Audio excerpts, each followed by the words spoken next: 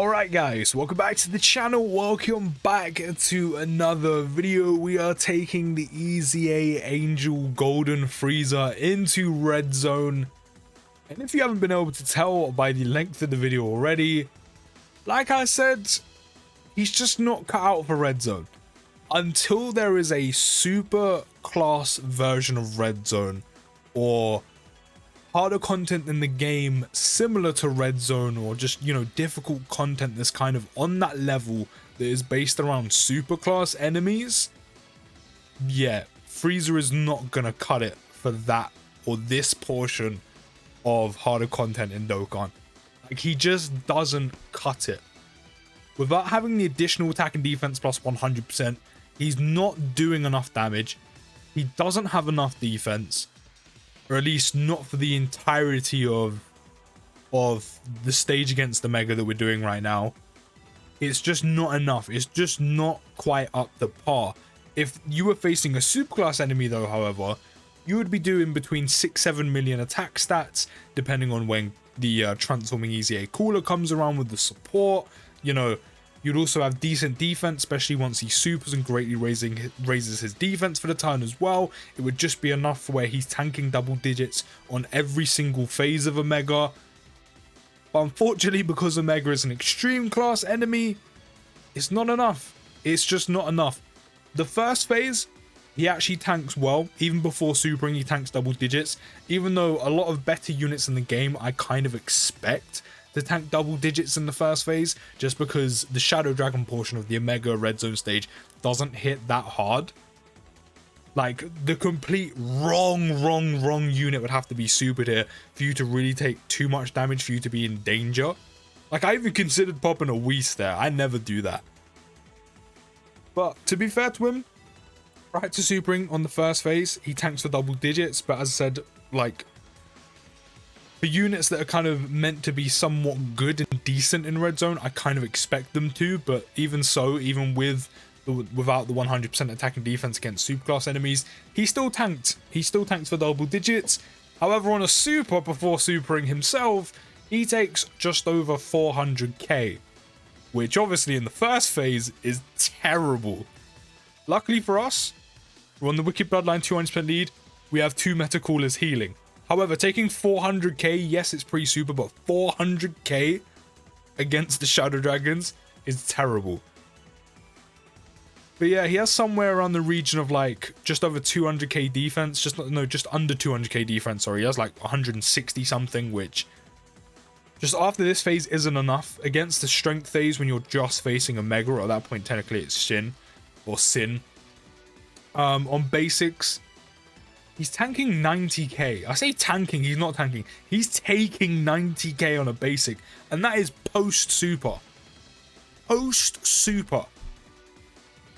So, just over 160k defense. He'll greatly raise his defense by 50% on super. He's still tanking 90k against Omega Shenron's second phase, which just obviously isn't good enough.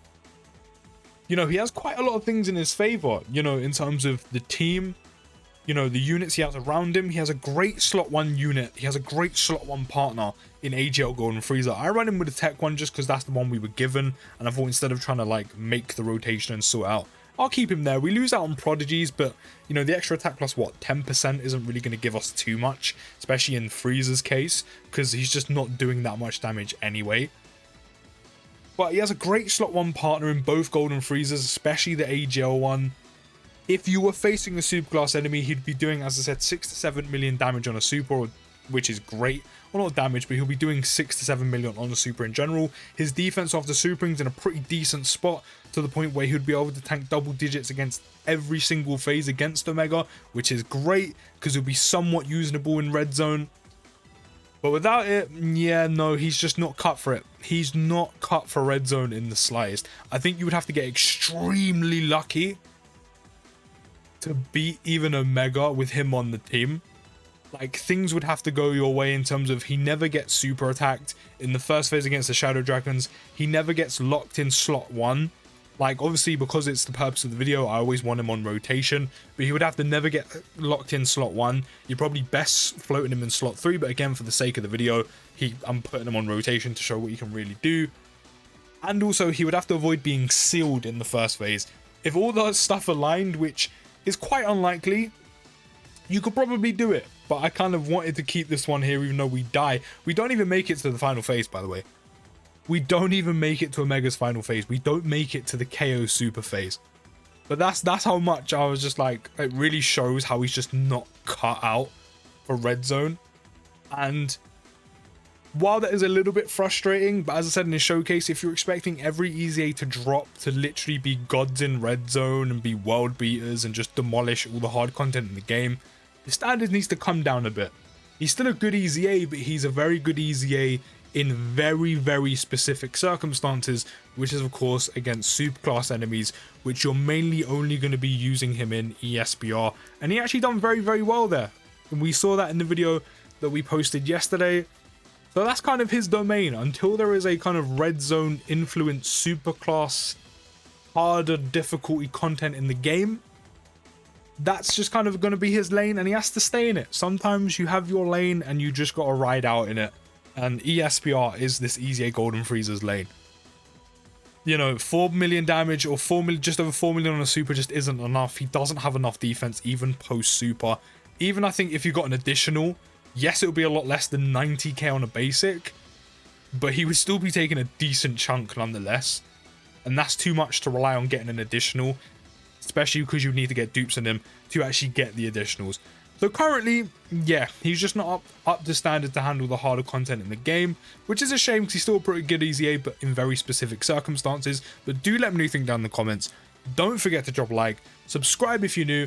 I'll see you in the next video, guys, and peace!